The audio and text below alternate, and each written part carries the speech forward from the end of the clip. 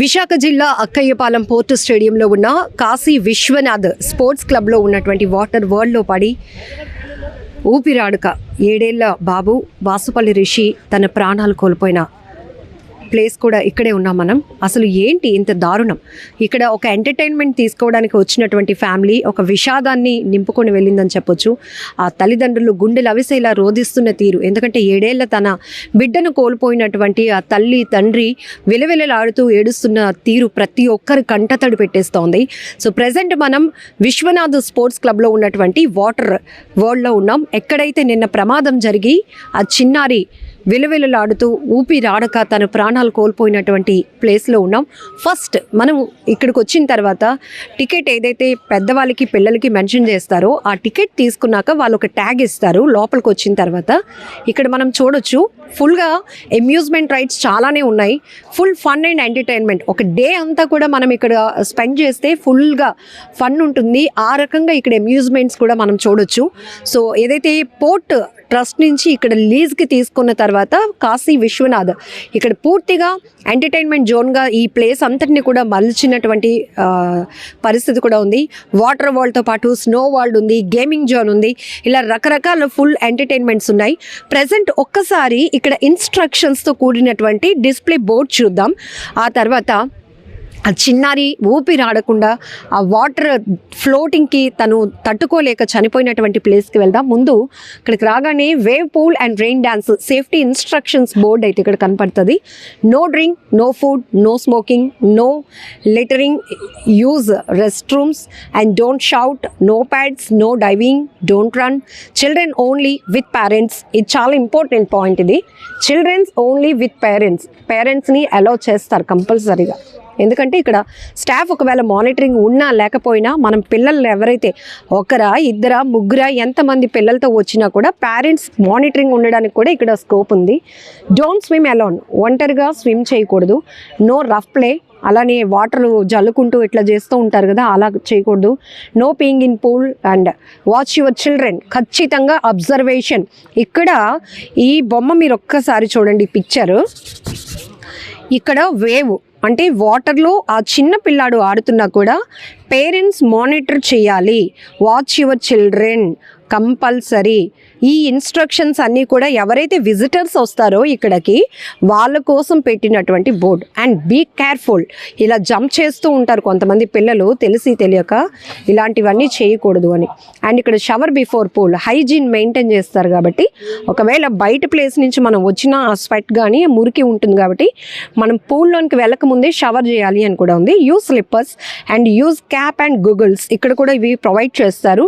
Swim suit కూడా provide చేస్తారు. Camera monitoring system ఉంటుంది. ఇవి పూర్తిగా మనం వాటర్లోనికి వెళ్ళే ముందు కానీ ఇక్కడ ఉన్నటువంటి రైడ్స్ ఎంజాయ్ చేయకముందు ఇన్స్ట్రక్షన్స్ కంపల్సరీగా ఫాలో అవ్వాలి.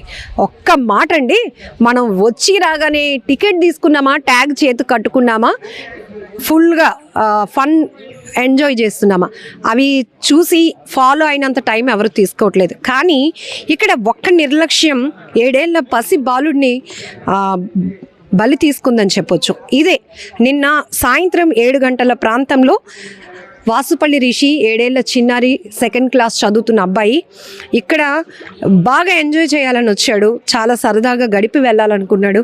కాసేపు అయిపోయి ఉంటే కనుక బాగా ఎంజాయ్ చేశాం కదా నాన్న వాటర్ పూల్లో అని ఇంటి దగ్గర చాలా ముచ్చట్లు కబుర్లు చెప్పాల్సినటువంటి ఆ చిన్నారి ఇక్కడ నిర్లక్ష్యం వల్ల ఈ ప్రాణాలు కోల్పోయినటువంటి పరిస్థితి. పిల్లలకి ఏం తెలుస్తుంది ఆ వయసులో? ఏదో సేఫ్టీ లేకుండా, లేకపోతే మన మంచికే కదా మన పేరెంట్స్ చేసేది, లేకపోతే ఇంత దూరం వచ్చాం, ఇక్కడ మనకేం ప్రమాదం ఉండదు, హ్యాపీగా ఆడుకోవచ్చు, హ్యాపీగా ఎంజాయ్ చేసి వెళ్ళొచ్చు. ప్రతి చిన్న పిల్లల మైండ్లో ఇది ఒక్కటే ఉంటుంది. ఇక్కడ ప్రమాదం ఉందా లేదా అని తెలుసుకోవాల్సింది ఖచ్చితంగా పెద్దవాళ్ళు. అంటే పిల్లల్ని ఎవరైతే ఇక్కడికి తీసుకొని వచ్చి వాళ్ళకి ఎంటర్టైన్మెంట్ ఫన్ ఇవ్వాలనుకుంటారో అక్కడ ఎంతవరకు సేఫ్టీ అండ్ సెక్యూరిటీ ఉంది అనేది మానిటరింగ్ చేసుకోవాల్సిన బాధ్యత మనపై ఉంది. సెకండ్ థింగ్, ఇలాంటి అంబియన్స్ కోట్ల రూపాయలు ఖర్చు పెట్టి పెట్టడమే కాదు, వచ్చిన వాళ్ళకి ఎంతవరకు మనం సేఫ్టీ ఇవ్వగలుగుతున్నాం, వచ్చిన వాళ్ళు ఎలాంటి ప్రమాదానికి లోను కాకుండా పూర్తిగా ఎంజాయ్ చేసి పిల్లలు పెద్దలు అందరూ ఎంజాయ్ చేసి వెళ్ళగలుగుతున్నారు. ఇదంతా చాలా ఇంపార్టెంట్. ఇప్పుడు ఇదే పూల్లో నిన్న 7 ఏళ్ల రిషి విలవిలలాడిపోయాడు. ఇప్పుడు నేను కూడా ఎంతవరకు మనకి ఇవి సేఫ్టీ అని చెప్పడానికి మాత్రమే పూల్లోనికి దిగాను. ఈవెన్ 7 ఏళ్ళ బాబు అంటే ఎంత ఉంటాడు నా వరకు, ఇంకా ఇంకా ఈ చోటుకు వస్తేనే మునిగిపోయినంత హైట్ ఇది ఇక్కడ ఉంది.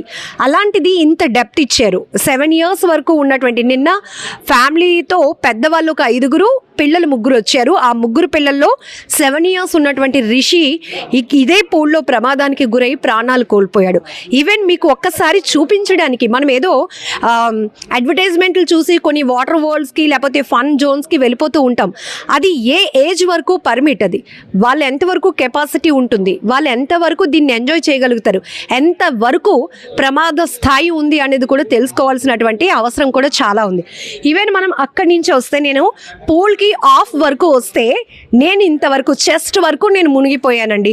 7 years బాబు అయితే ఈ మాత్రం ప్లేస్ వరకు వస్తే మునిగిపోతాడు. అది కూడా నేను ప్రమాదం జరిగిన తర్వాత వాటర్ ఫ్లో ఆపేశారు కాబట్టి మనకి ఇక్కడ ఇంకా ఫ్లోటింగ్ అన్నది తక్కువగా ఉంది. నిన్నైతే దీంట్లో వేవ్స్ కూడా వస్తూ ఉంటాయి. పిల్లలు ఈ సరదాలోనే మునిగిపోతారు తప్పితే ప్రమాదాన్ని అసలు గమనించలేరు, గుర్తించలేరు. ఇది తెలుసుకోవాల్సింది పేరెంట్స్గా మన పని.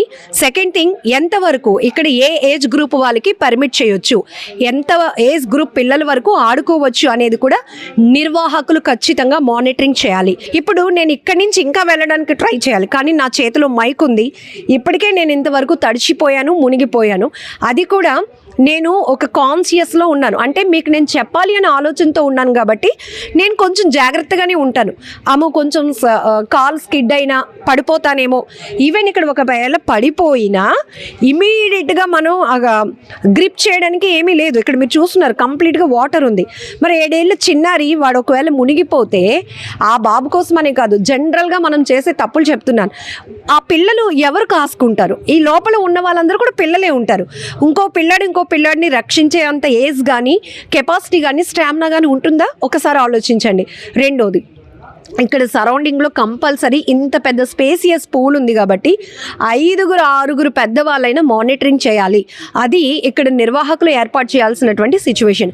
అది కూడా లేదు. ఈ బాబు ఇక్కడ పూర్తిగా మునిగిపోయి ప్రాణాలతో కొట్టుమిట్టాడి ఊపిరాడకుండా ఉన్న సమయంలో వాడు అరుపులు కేకలు పెట్టడానికి కూడా చాలా లోతుగా ఉంది. ఆ పిల్లడు ఇందులో మునిగిపోయి పడిపోయి ఉన్నాడు. అలాంటప్పుడు ఎవరు గమనిస్తారు? ఇదంతా కూడా ఇక్కడ సీసీ కెమెరాలు కూడా ఉంటాయి అని ఆ ఇన్స్ట్రక్షన్ బోర్డులో ఉంది.